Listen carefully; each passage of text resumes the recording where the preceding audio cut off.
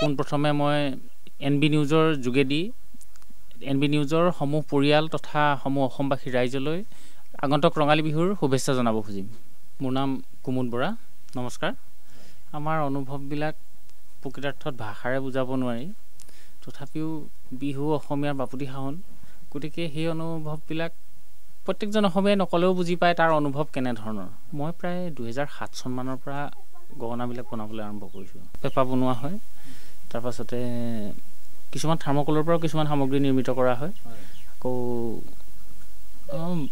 বাঁহৰ সামগ্ৰী প্ৰায়খিনিয়ে মানে ধৰক এই বিহুৰ লগত সংযুক্ত যিখিনি বস্তু সেইখিনি প্ৰায়খিনি নিৰ্মাণ কৰা হয়। তদুপৰি আমাৰ ভাওনা সংস্কৃতিৰ লগত জড়িত যিবিলাক বস্তু ধৰক এই গদা বা বিন এখন তেনেকুৱা বস্তুবিলাক বনোৱা হয়।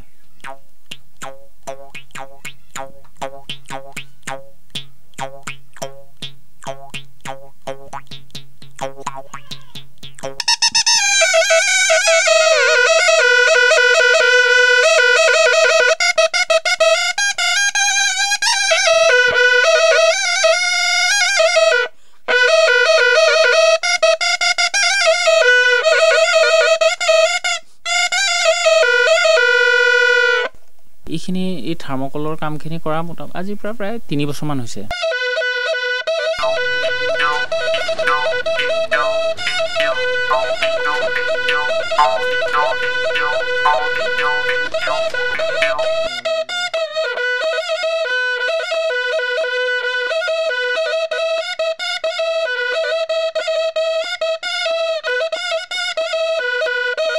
পোনপ্ৰথমে মই NB নিউজৰ যোগেদি NB নিউজৰ সমূহ পৰিয়াল তথা সমূহ অসমবাসী ৰাইজলৈ আগন্তুক ৰঙালী বিহুৰ শুভেচ্ছা জনাব খুজিম।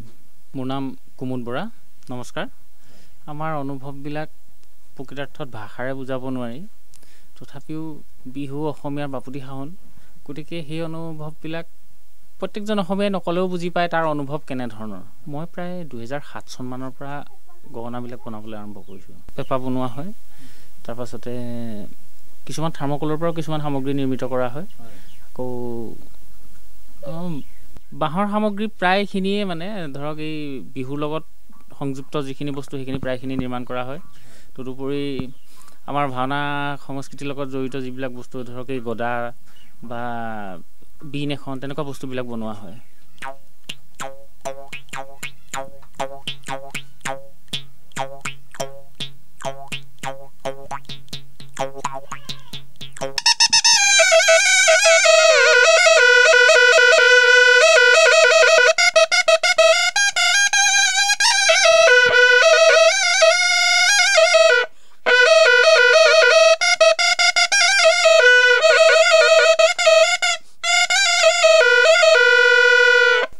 এইখিনি এই থাৰ্মকলৰ কামখিনি কৰা মোটামুটি আজিৰ পৰা প্ৰায় 3 বছৰমান হৈছে।